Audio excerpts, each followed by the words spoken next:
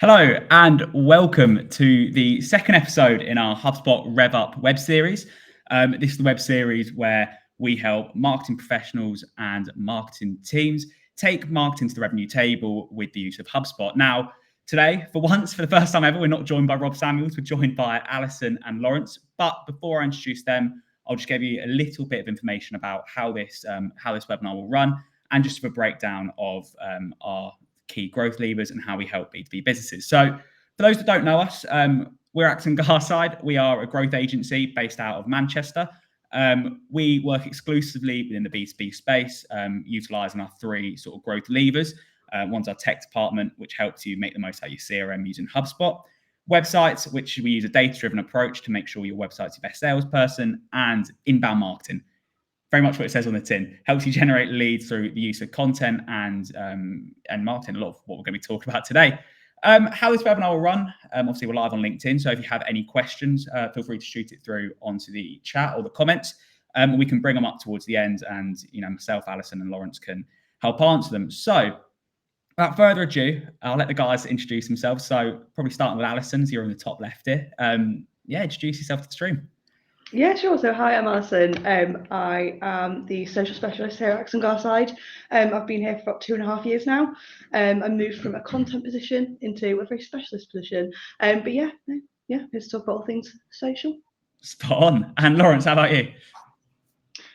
Cheers, Rob. So I'm Lawrence Chapman. I'm the content lead here at Axe & Garside. I've been here around about 4 months, but I've been in content now for just over a decade. So looking forward to the content discussion that we're going to be having. Thanks very much for having me. Spot on. Well, so to give a bit of context for those, obviously, there's a description, obviously, that we wrote, but just to give a bit of context what we're talking about today. I think the way, if you listen to our first episode with myself, Rob, and Ian Guyver, we spoke a lot about how marketers can show value from their marketing activities. And within that, what we spoke about was how the B2B buyer's journey has shifted sort of dramatically within the last 5 years, never mind the last 15, 20 years, from where it was quite analog in the sense that you came to the website, you found all the information you needed, you got in touch with a salesperson who would give you more information. However, with a myriad of new sort of channels, data, content ideas, it's endless the marketing channels you can use now. And that shift has been reflected within the buyer's journey, and its shift has been reflected in buying behavior, especially within the B2B space. What we've noticed here at Axe & Garside, and obviously the trends have shown that more users are using social media as a search engine and using different channels to help research and find more content. So, Alison, I know we've discussed this at length before, talking about how we want to do our social media, but why don't you talk about how, if you could share, how you feel social media is being used within the B2B space now? Yeah, of course. I mean, so traditionally we've always seen a bit of a gap really between B2C trends and then merging into B2B. And obviously that is now happening with search engines kind of not being as relevant, obviously still relevant to have blogs and SEO value, but people are going online to search more on socials like LinkedIn and even YouTube, etc. It's mainly due to influencers. I think there's been a significant shift in the last few years towards influencer marketing, specifically in B2C, which is we're now kind of seeing with micro influencers and within the B2B sphere. It's becoming quite personalized and user-centric content. So it's more based on who you are, your expertise, and why you should listen, rather than I'm a company and I do XYZ, which will solve your problem. Yeah. I think this has also shifted as well into B2B businesses, having to have influencers within their agency or company organization that can then have that power and influence over, their kind of followers really, and hone their niche. I know there's been quite a few statistics come out in the last few years about B2B specifically. One of them is that 8% of individuals influenced by corporate accounts, whereas shockingly 70% are swayed by personal accounts or brands. So it really does matter now more than ever to personalize your business by creating micro-influencers within it. And especially on socials and having a live social media account, because 90% of B2B buyers are using social media to engage with industry thought leaders, and 72% are using social channels to research for their solutions rather than going on a blog or a website. It doesn't mean, though, that you shouldn't have content online or shouldn't have a blog, but it means that you need to find new ways to get your user there, or break it down in a way that, makes it something they actually want to engage with rather than just a wall of text that they'll probably click on socials or LinkedIn. There's also been a lot of research about how to build an account, and how to kind of, the theory behind it rather than just, you need to do this. There's something called the 7th level of engagement, which is essentially the inbound funnel but upside down. And it's, obviously the bottom, the biggest majority of people who are following you are disengaged, but it's the top few who you want to kind of create a brand, an account that influences them on a very personable level, which is something that obviously B2C has been doing for many years, but now B2B are really realizing this is something they need quite desperately. And obviously with influencers, it's on a personal level. This is how I want to live my life, and this is how I align personally. But with B2B, it's more professionally. So obviously, it's just shifting your messaging really to say, it's no longer just this is how I can solve your problem. It's this is how our business and your business goals align, and finding that niche really. Yeah, I think there's a couple of things to touch on. I think, like you said, I think it's putting a face to the brand, I think, is sort of the trend here. And we're looking at how, especially in the B2B world where it's sort of faceless, we've got a service, we've got a solution to solve for you. It's putting that personal brand behind it. But alongside that, I think it's important. I'm going to be talking a lot about how you can diversify your content. So take your best performing content or new content you want to create and doing it in such a way where you can repurpose into many channels, which I know Lawrence is our resident expert on. But it's important to realize this doesn't replace your traditional inbound marketing strategy. All it does is aid it. And similar to what Alison was saying there, because people have now split off away from the very analog buying, method of going to the website, speaking salesperson, converting. Now there's so many more channels that people research and find information on. It's important to show up in those channels, and it's important to diversify your content so it performs best in those channels as well. So not just posting a blog link on LinkedIn and going, that's fine, it will get the reach.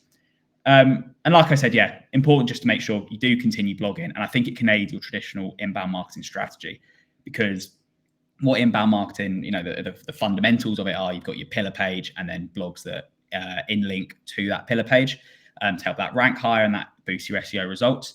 By what we're talking about today, you can still do that and it still feeds into that. It's just a much more sort of, you can diversify your content to ensure that it's optimized and you can continue servicing the channels you need to with the best content that's going to perform best and, an optimized performance, probably the right way to put it. Lawrence, we spoke a bit about, when we were planning this webinar, we spoke a bit about how in B2B, content is still viewed as a nice to have. And we're obviously, all three of us are under the illusion here that it's not, it is a must have for content. So why don't you share your thoughts on why content is an essential to a B2B marketing strategy? Yeah, absolutely. Yeah, cheers, Rob. So as you say, there is almost, in some circles, almost like a little bit of a myth really that content, as you say, is a little bit of a nice to have. But from my perspective, and I'm bound to say this, I'm a content kind of guy, but I genuinely do think that that almost like that mindset, needs to be almost like dispelled a little bit.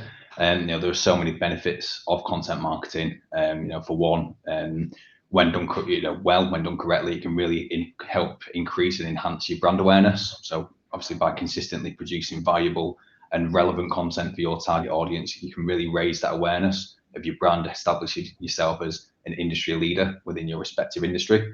And you kind of touched on it before as well, you know, in terms of like the SEO benefits of it. You know, quality content, you know, is a really fundamental element of SEO. And search engines, you know, they do reward fresh, relevant, well-optimized content with higher rankings, and that's only going to lead to increased organic traffic for your company.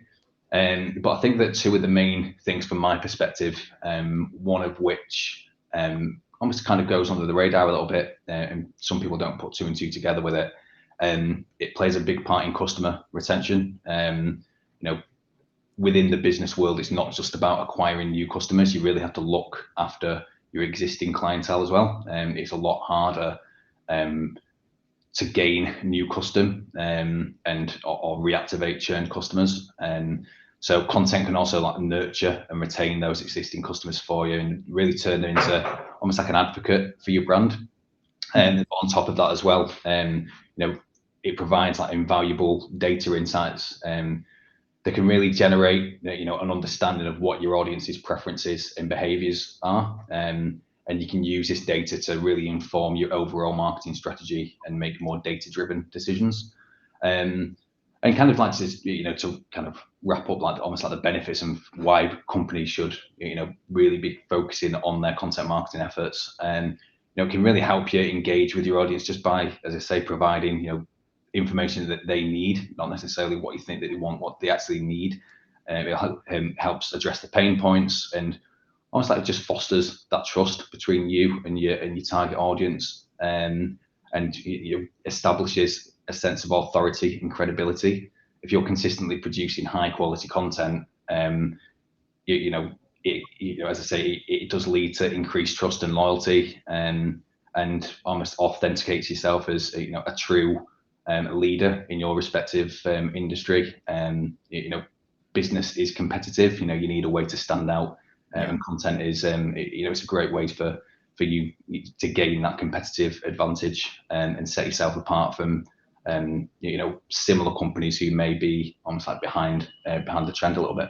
Yeah, I think that's a really good point. I think you brought up a really good point about buyer personas as well, and how by doing, you know, by the content you're talking about as well, but alongside that, the methods and the diversification of your content, you can actually help build out, you know, those traditional sort of buyer persona when they say, how do they live their day? How do they prefer to consume content? You can build that out by diversifying your content and have a look at the data. And it's a really good sounding board, I think, as well. When you're trying these new different types of content, it's a really good sounding board to, you know, ascertain more information about your ideal customer profile. And I'm stealing Alison's thunder because I know we're going to talk about that a bit later on.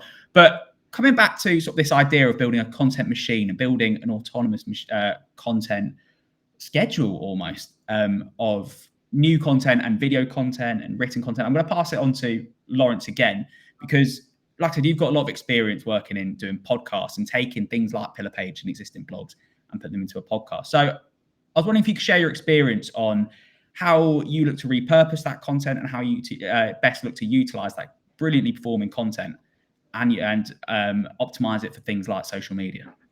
Yeah, sure. So I think it's just first and foremost, I think it's really important to.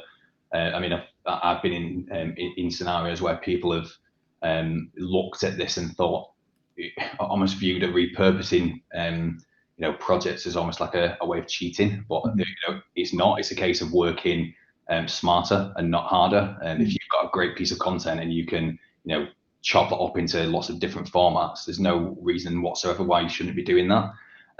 It's a great way to, you know, get the most out of something that's already great. You know, why not make something good, you know, even better? You know, so in terms of you know, the actual content repurposing process, you know, you talked about podcasts. You know, everyone at Action Carside knows how much of an advocate I am for podcast content. So say, for instance, if we took, you know, that original piece of pod content, I think that this medium really lends itself really well to a content repurposing format. So say, for instance, if you've got your podcast as your source piece of content, this can then be transcribed. So if you transcribe the podcast using Otter, so for the members of the audience who aren't aware, Otter's a transcription platform. Then upload the transcription that you just generated through Otter to ChatGPT, and just use that transcript to ask ChatGPT or prompt ChatGPT of how the content can be repurposed into an article format. So say for me, whenever I'm doing this, it's almost like the golden sweet spot, if you like, to try and get 2, maybe even 3 blogs out of one podcast. That can work. I think it's really important to caveat that it isn't just a case of putting this into ChatGPT, lifting it, copy and pasting it, and publishing. That's not the way that effective content repurposing works. It does have that human element to it as well. You need to conduct your keyword research beforehand. You need to edit and optimize these blogs to make sure that they're aligning with your marketing goals and what you're trying to eventually achieve at the end of it. But once you've got your 2, maybe 3 optimized blog articles, these can the key takeaways from each of these blogs can then be reformatted again into a relevant infographic. And one thing that I think works really well is you can take the key takeaways and amalgamate them into an ebook. For me, this is almost like the exciting part of all of this, just purely because it works really well as a gated asset that can be used as a lead gen exercise for your business. So say, for instance, if you have 3 blogs on, I don't know, competitive intelligence, for instance, and you've got your 3 blogs and you've got all these great insights and content that's included within the 3, dive into each of the blogs and take out what you would perceive to be the key takeaways from that. And you can repurpose that into, I don't know, a beginner's guide or the ultimate guide to competitive intelligence, gate it, pop it onto a landing page on your site, and you can capture leads that way. But I think that another thing that is really important, where perhaps quite a few businesses go wrong sometimes, is they produce great content, but they don't necessarily share it on social. Then obviously social exposure is really important for your business to make sure that the content that you're producing is great. And so in terms of the social side of things, again, looking at the original blog content, you can create carousel posts, audiograms, quote graphics, even take the video from the original podcast. So I always caveat and say, right, when we're recording these podcasts, try and make sure that you've got the video side of things included as well with your guest, and use that as preview copy. As preview content that you can upload to YouTube, to your site, to your social platforms, and then from that include your preview link, and it kicks back straight to your site. So just from that one podcast, you've got 3 blogs. Best case scenario, you can have 3 blogs, 4 social posts, 1 infographic, 1 ebook. So one podcast can yield 9 really good pieces of content, 9 really great pieces of content that are engaging as well. I think that's the key to it. It's not just a case of popping anything out there and hoping that it sticks. You need to make sure that it's engaging and you're sharing that across your relevant channels. Yeah, exactly. And I think what I found quite interesting about that as well, I think it revolutionized the way that I thought about content and thought about even doing these webinars and how you can chop up the webinars in terms of getting videos out and getting audiograms out and the like. And it goes even deeper when we because what we do with this webinar, we repurpose it into a blog using some of the prompts, using AI, but then having a copywriter write real valuable content off the back of what we get. And we can feed it into Pillar Page. It's such a simple way to have, like Alison was saying, have that human face behind a B2B brand, but alongside that, being able to feed into what is a traditional inbound marketing strategy. And I think that's the real power of being able to take what could have been just one blog there or one Pillar Page here and be able to talk about it potentially in a podcast or a webinar or something, even it doesn't even have to have video. It could just be a conversation. You just record a conversation between you and whoever, and then upload it. And then, you have that mountain of content you can use. And of course, we know that LinkedIn, for example, favors things like videos and audiograms and things like that. And I think that's the real importance of, being able to utilize what would originally just be a blog filtered into a pillar page to now what could be a blog filled into a podcast, into videos to put on social, to put on here. And I think that's the real power of doing it like this. And Alison, I think, we've spoken a lot about distribution and social. So why don't you talk about a little bit how, the best sort of practices about putting things on social and, the best sort of content for social media?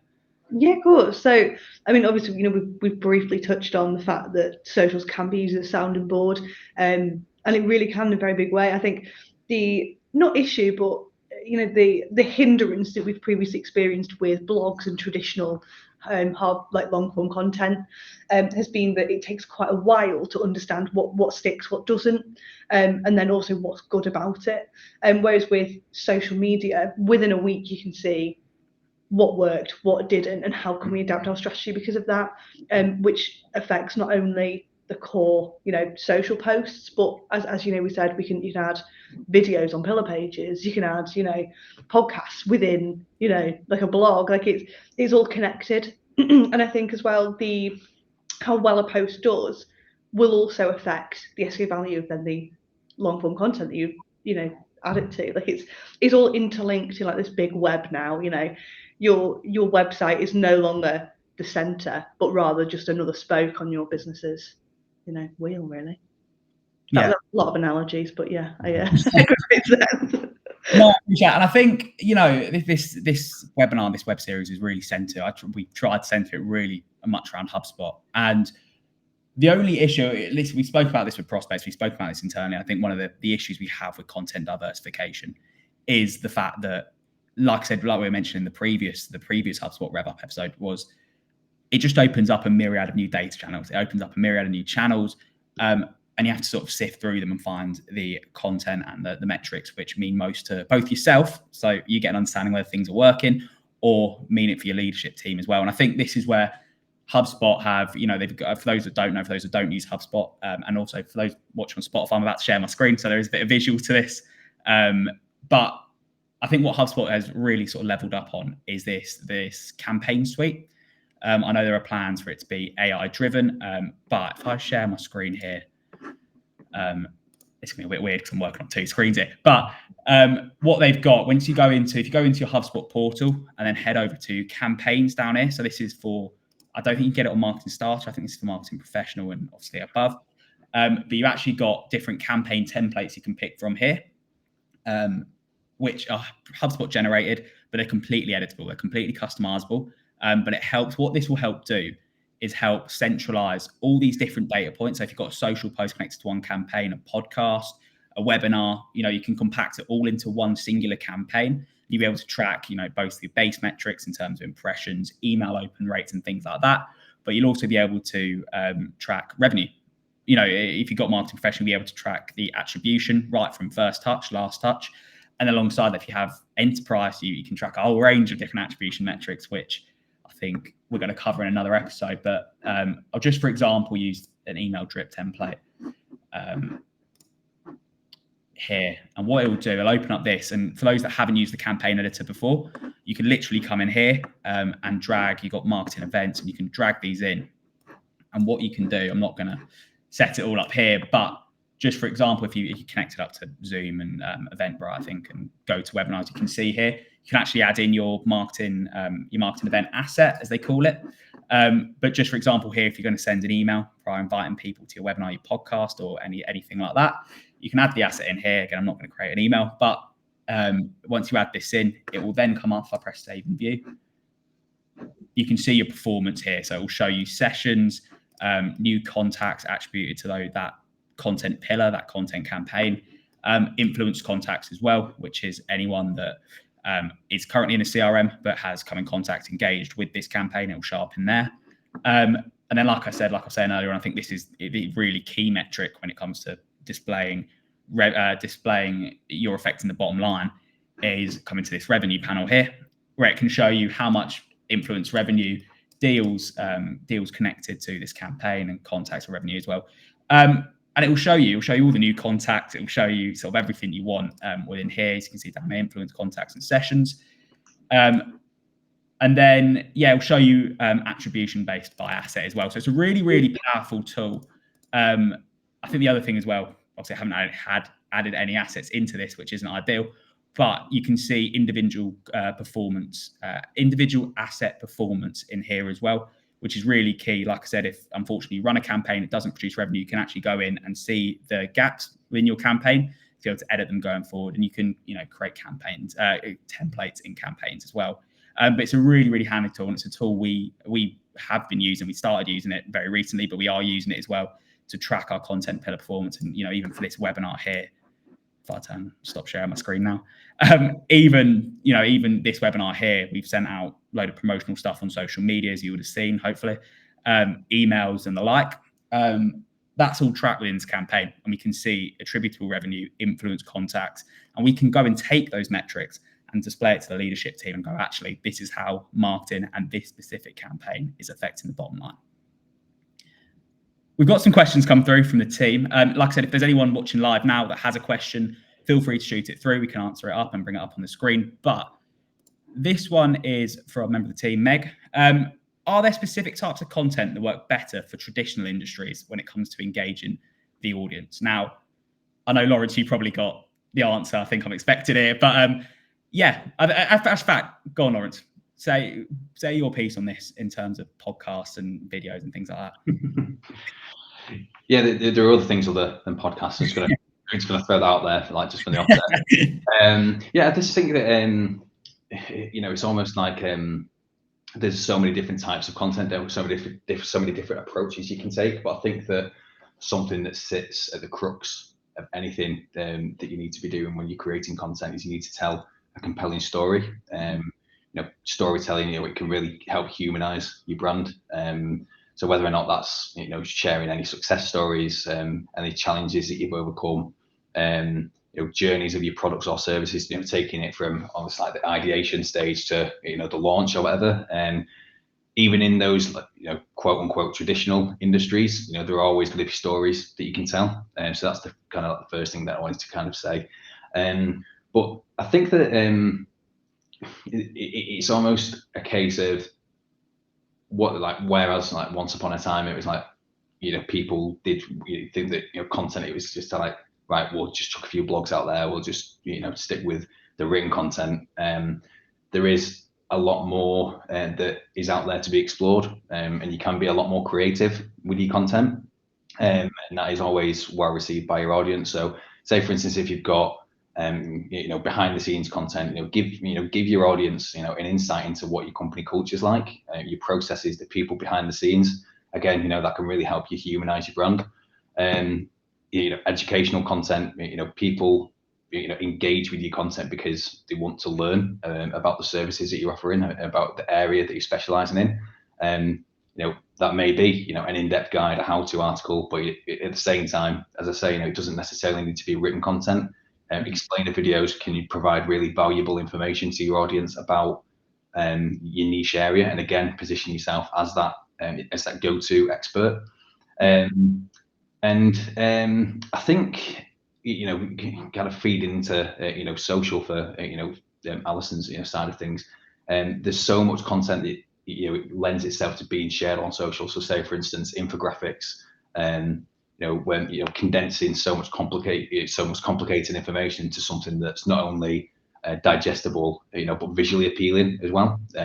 Not everybody wants to read a 2,000 word blog. I'm a copywriter. I don't want to read a 2,000 word blog all the time. I would quite like a digestible piece of content, and it can turn something that can be quite hard to digest into something that's accessible and really interesting. But on top of that as well, I'd probably say two more things for me. Interactive content is always great. Whether it's a quiz, a survey, an interactive tool that's obviously relevant to your industry that you're in. Not only does that deliver, or is it a way of delivering those valuable insights, it makes things a lot more fun and engaging. And when your audience is engaged, and a lot more likely to come back to you, is their almost like their source of truth. But I'd probably say for me, I think that companies can take themselves too seriously sometimes. And I think humor is I think humor is probably the most underrated tool in a content writer's artillery. If it is appropriate for like the brand in your industry, throw some humor in there. Don't be scared to kind of like take yourself a little bit less seriously, because not only will it make your content more appealing, it will make it more relatable to your audience. Just obviously, as I say, just be mindful of the fact that you still want to be professional and you still want to make sure that that it aligns with your almost like your tone of voice for your brand and so on and so forth. But if humor works, then I think that's really important. So yeah, irrespective of your industry, I think there's an audience seeking information, solutions, or products. So just present your content in a way that's engaging and informative, and yeah, you'll stand out and connect with your target audience in a really effective way. Yeah, I think just to jump in, I don't know if Alison, you had anything to say, but from my perspective, I think one thing you touched on there was I think thought leadership is such, every single company, whether, every single successful company anyway, has a thought leader within their business. Now, I appreciate I've worked in sort of traditional so-and-so called industries, right, where it is quite hard to get them on a call or get them to write an article. However, doing a bit of content like a webinar or, like I said, or even just recording a podcast, which is not even visual, it's just an audio sort of podcast you upload to Spotify. I think it's such an impactful way to get across your message. And again, akin to what Alison's been saying and banging the drum about the whole webinar is, it humanizes your brand. So when you do share it on social media, you're putting a face, a voice to the brand. And I think that's so important when creating this content, when diversifying your content. I think it's the way we're phrasing this. When you diversify your content, I think it's so important to have that thought leadership leader within your business, really, to share on social media. Spot on. Got one follow-up. Sorry, I was on the wrong screen there. Sorry, Alison, did you have an answer to that question as well? No, I mean, I did. My answer was video. I just an easy one. It's easy to repurpose. You can put it on anywhere. It's always a winner in my eyes, but that was it. Perfect. The final question is from Jay, who has been on the podcast before. He was on the first ever podcast we did. Which metrics can you track to help secure leadership buy-in with content? If you don't mind, I'll answer this one just quickly off the bat, and then I'll let you guys sort of give your input as well. I think from my perspective, it's always really important. It's akin to what we were saying in the first episode. It's really, really important to try and link back to revenue metrics where possible. Because I think at the end of the day, you can create all this content in the world, but if it's not generating results that really affect the bottom line, it's not something that's really affecting the business, if I'm honest with you. So if there's a way, and we talked about on the first episode of having a funnel model where you're looking at different content channels and distribution channels and going from MQL to SQL to customer, for example, just if that was your funnel model, be able to track the dropout rates on that and track revenue directly to pieces of content. However, that's not to say that, vanity metrics, so on and so forth, aren't positive indicators. For example, with social media, there are some metrics you can follow which show engagement, and podcasts, which if you guys want to divulge into it, there are different metrics you can track to show success and have those positive indicators. So I'll open the floor if anyone has any more expansion on that. Or I'm happy to dive in on that, Rob. So yeah, I think first and foremost, totally agree with what you're saying.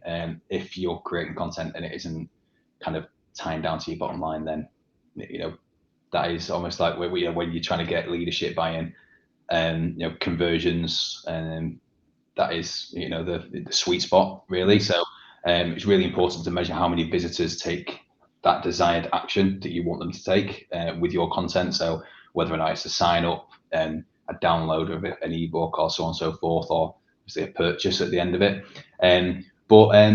There's so many other metrics relating to content, and I guess we could kind of do an entirely separate episode on it. But just to kind of touch on the base, traffic and page views. You need to track the number of your visitors as you come into your content and engaging with your content. How many page views that they view. Your engagement metrics really important. So time on page, your bounce rate, and at the end of the day, high engagement it's only going to suggest that your content is holding your audience's attention. So it's really important to establish whether or not that's the case. If not, what can you do to go in, optimize, and make it even better? And lead gen, we kind of ties in what you were saying before, Rob. Calculating the number of leads that are coming through is a direct consequence of your content. Obviously really important, particularly if your content strategy is part of an inbound approach. And click-through rates, if you've got email campaigns or clickable content, click-through rate really gives that indication as to whether or not your content's driving clicks and actions. So yeah, so many different many metrics really. We could speak until the cows come home really about all the things you could be measuring. But as you say, I kind of echo your sentiments from earlier on, to be honest, mate, that it needs to relate back to revenue and bring something back to the company. Otherwise, it can be hard to get that buy-in from the people who matter within your organisation. Yeah, precisely. And I think, like I said, don't put Alison on the spot here, but I think that's what with campaigns and HubSpot and things like that, you can actually attribute individual assets to revenue. And I know the metrics on LinkedIn, especially, I'm only talking about LinkedIn because that's the main sort of social channel we use, but can be quite primitive. So actually having that insight and tied into your CRM is so important. Brilliant. Go on. Sorry. I was going to say, yeah, I agree. Yeah, I think that's one thing that really has been a bit limited, well, not recently, but historically, is social channels and your CRM and everything's been quite dispersed. But I think now, especially with HubSpot and being able to have that all in one place and see exactly where everything's coming from, it's made my job a lot easier in saying that this has worked. But yeah. Spot on. Well, that's the answer to everything, isn't it? HubSpot's the answer. Wicked. Thank you. Thank you for everyone that's attended as well. Thank you for the questions that have come through. And yeah, thank you for being interested. Obviously, we're doing this bi-weekly. So if you want to join in the next couple of episodes, we'll be uploading the next episode some point this week or early next week. But yeah, thank you guys for coming talking to us today about content diversification and creating that content machine. Thank you to everyone who's attending, and I hope to see you guys next time. Cheers, Rob. Thanks.